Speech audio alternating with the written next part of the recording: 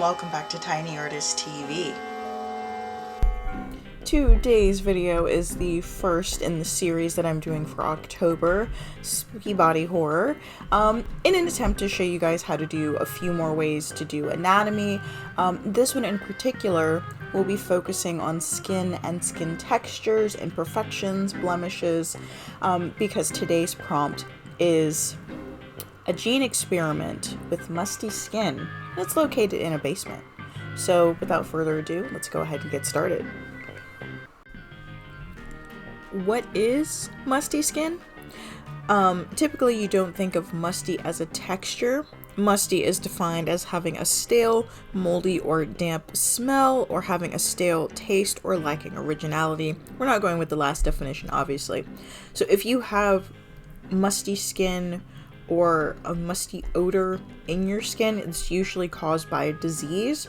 So for this skin texture, I want it to be sort of thin and peeling and diseased and having some sort of rashes or irritations, maybe even a little bit of ooze and a little bit of translucency, because if your skin is diseased and it's constantly being agitated, it's probably not going to be, as strong. So there's going to be some patches, there's going to be a little bit of discoloration. So that's what we're going to work on today. That's going to be our musty skin. I would like to clarify, of course, rashes don't immediately, give a sign that, rashes don't inherently have a smell to them, but if you have rashes from scratching too much or bathing excessively in order to reduce particular body odors and smells, which can cause irritation. Of course, if it's a genetic disorder, that's not going to get rid of it, so that might cause a rash. And of course, if you have pustules and boils, sometimes the ooze contained in those infectious boils have a fishy or musty smell to them.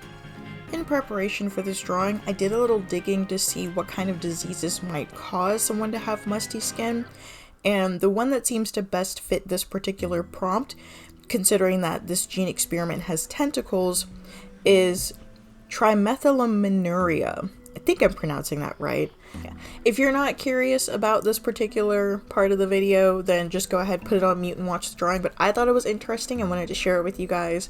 So, trimethylaminuria is a disorder in which the body is unable to break down trimethylamine, a chemical compound that has a pungent odor. Trimethylamine, or trimethylamine, has been described as smelling like rotten or decaying fish.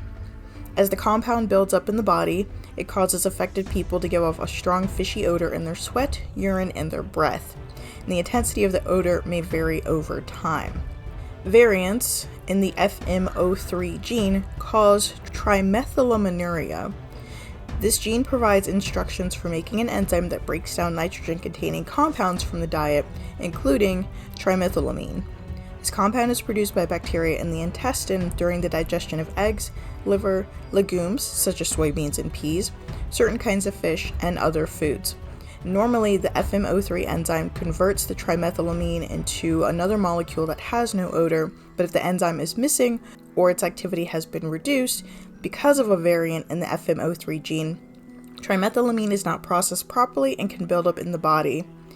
Researchers believe that stress and diet also play a role in triggering symptoms. So, what is FMO3?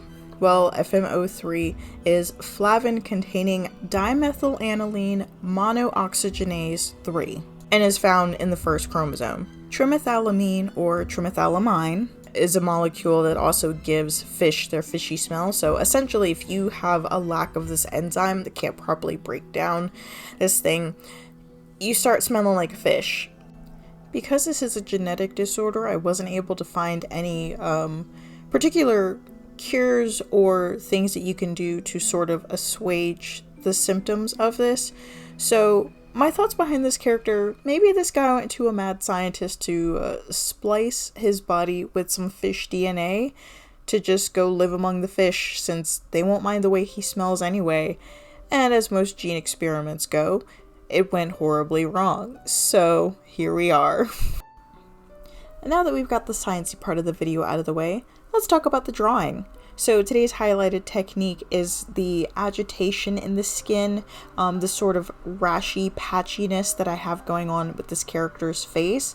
So what I do to kind of contain this, you can go back if you need to, but I basically just pick the Marching Ants, and I have 3 different grades of red that I'm working with. One that's a little more deep, more fresh agitation, and then I have varying levels blending in with the skin tone.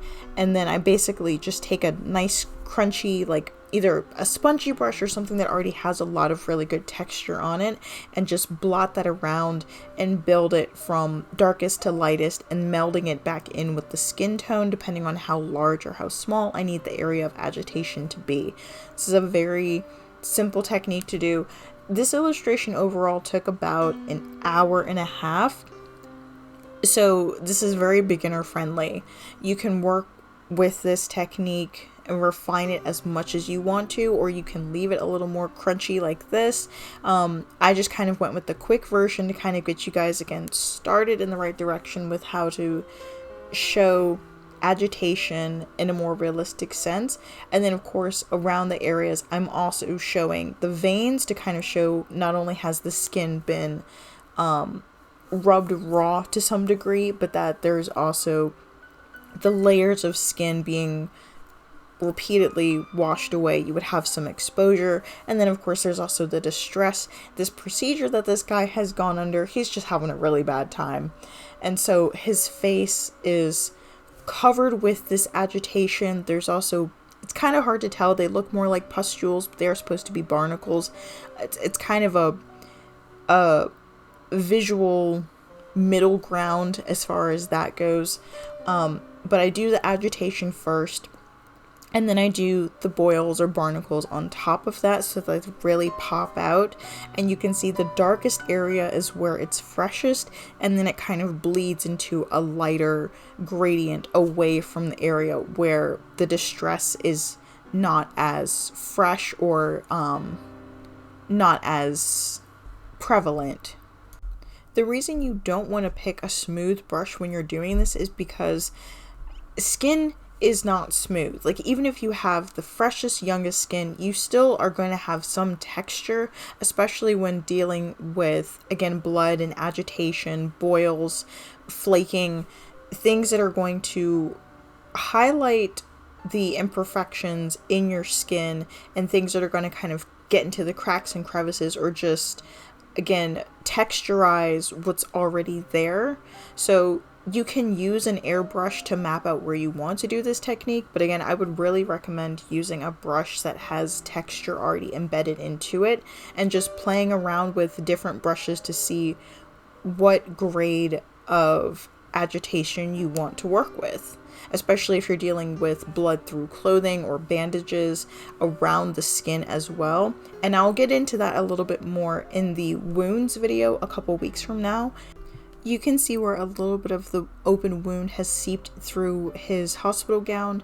Even that, I have smoothed it out just a little bit with an oil brush, but even the oil brush allows a little bit of the texture to come through, because clothing has texture as well, especially if it's a linen type fabric and you've got those little, cross bits. You'll notice that this is a more deeply oxygenated red, and it's not like a bright scarlet red. Like, blood has a dark Merlot type color to it. You want to pick your blood in relation to the skin tone. If you're working with darker skin, then your blood is going to, for this effect, it's going to be closer to a purple or a blue than a red, unless it's sitting on the surface and the blood is caked on. But if it's still underneath of the skin, that blood is going to meld with the undertones of the skin itself and is going to take on a different look overall. And I'll put up a small example of what that might look like here. And here's another quick sketch I did to show you guys how this technique looks on a healthier skin tone. In the illustration that I have in the video, I went for a more sickly pale look, but here's what the blood would look like on a healthier skin tone. It's more saturated, it's a lot brighter as well. And I did a combination of hard brush to get the sort of scabby look, and then using the blot out technique to create the rash under her hand, and then of course underneath the band-aid as well. That's all I have for this video.